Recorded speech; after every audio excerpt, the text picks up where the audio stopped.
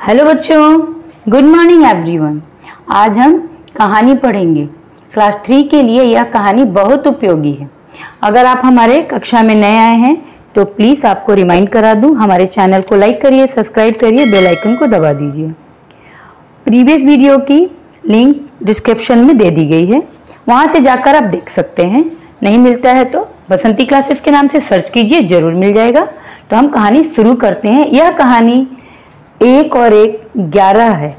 इस कहानी के माध्यम से जीव जंतुओं के एकता के महत्व को दर्शाया गया है। तो कहानी शुरू करते हैं। 1 और 1 11। वनगिरी के घने जंगल में एक हाथी ने भारी उत्पात मचा रखा था। वह अपनी ताकत के नशे में चूर होने के कारण किसी को कुछ नहीं समझता था। वनगिरी में एक पेड़ पर एक चिड़िया और चिड़े का छोटा सा सुखी संसार था। चिड़िया अंडों पर बैठी नन्हे नन्हे प्यारे बच्चों के निकलने के सुनहरे सपने देखती रहती। एक दिन क्रूर हाथी गरजता चिंघाड़ता पेड़ों को तोड़ता मरोड़ता उसी ओर आया। देखते ही देखते उसने चिड़िया के घोंसले वाला पेड़ भी तोड़ डाला।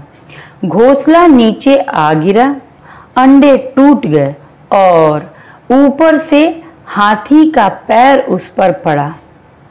चिड़िया और चिड़ा चीखने चिल्लाने के सिवा और कुछ ना कर सके। हाथी के जाने के बाद चिड़िया रोने लगी। तभी वहां कठफोड़वी आई। वह चिड़िया की अच्छी मित्र थी। कठफोड़वी ने उसके रोने का कारण पूछा तो चिड़िया ने अपनी सारी कहानी कह डाली। कठफोड़वी बोली, इस प्रकार दुखी होने से कुछ नहीं होगा। उस हाथी को सबक सिखाने के लिए हमें कुछ करना होगा। चिड़िया ने निराशा दिखाई। हम छोटे मोटे जीव उस बलशाली हाथी से कैसे टक्कर ले सकते हैं? कठफोड़वी ने समझाया, 1 और 1 मिलकर 11 बनते हैं। हम अपनी शक्तियां जोड़ेंगे। कैसे?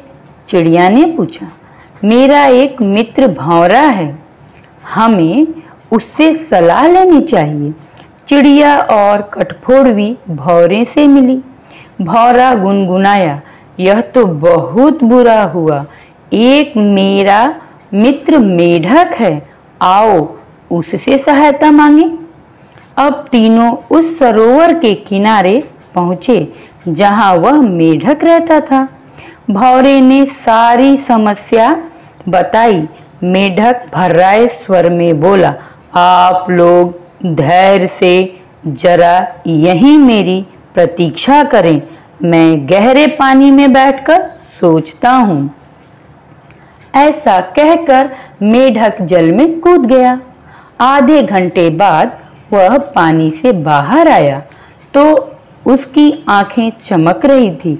वह बोला, दोस्तों, उस हाथी को सबक सिखाने के लिए मेरे दिमाग में एक अच्छी योजना आई है। उसमें सभी का योगदान होगा। मेढक ने जैसे ही अपनी योजना बताई, सब खुशी से उछल पड़े। योजना सचमुच ही अद्भुत थी। मेढक ने दोबारा बारी बारी सबको अपना अपना कार्य समझाया। कुछ ही दूरी पर वह उन्मुंद हाथी तोड़ मरोड़ मचा वह पेट भरकर कोपलों वाली शाखाएं खाकर मस्ती में खड़ा झूम रहा था। पहला काम भौरे का था। वह हाथी के कानों के पास जाकर मधुर राग गूंजाने लगा। राग सुनकर हाथी मस्त होकर आंखें बंद कर झूमने लगा। तभी कठफोड़वी ने अपना काम कर दिखाया। वह आई और अपनी सुई जैसी नुकीली चोंच से तेजी से हाथी के दोनों आंखें बींध डाली, मतलब छेद डाली। हाथी की आंखें फूट गईं। वह तड़पता हुआ अंधा होकर इधर उधर भागने लगा। जैसे जैसे समय बीतता जा रहा था, हाथी का क्रोध बढ़ता जा रहा था। एक तो आंखों में जलन और ऊपर से चिल्लाते चिंघाड़ते हाथी का गला सूख गया। उसे तेज प्यास लगी। अब उसे एक ही चीज की तलाश थी, पानी। मेढक ने अपने बहुत से बंधु बांधवों को इकट्ठा किया और उन्हें ले जाकर दूर बहुत बड़े गड्ढे के किनारे बैठाकर टर्राने के लिए कहा। सब एक साथ टर्राने लगे, जिससे हाथी आवाज सुनकर उसी ओर बढ़ा।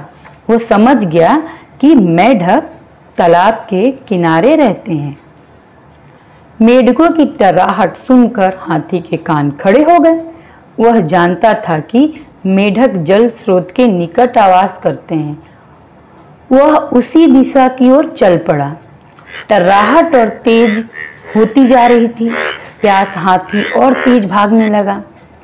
जैसे ही हाथी गड्ढे के निकट पहुंचा, मेढकों ने पूरा जोर लगाकर टर्राना शुरू किया। हाथी आगे बढ़ा और विशाल पत्थर की तरह गड्ढे में गिर पड़ा। इस प्रकार उस अहंकार में डूबे हाथी को सबक मिल गया। उसने सभी से क्षमा मांगी और जंगल छोड़कर चला गया। चिड़िया कृतज्ञ स्वर में मेढक से बोली, भैया, मैं आजीवन तुम्हारी आभारी रहूंगी। तुमने मेरी बड़ी सहायता की। मेढक ने कहा, आभार मानने की जरूरत नहीं, मित्र ही मित्रों के काम आते हैं। जीवन मूल्य है इस कहानी का कि एकता में ही शक्ति होती है। तो बच्चों, देखा आपने किस तरह छोटे छोटे जीव एकत्रित होकर, एकजुट होकर उन्होंने एक बड़े विशाल हाथी को सबक सिखा दिया। इसीलिए हमें हर कार्य एकजुट होकर करना चाहिए। धन्यवाद।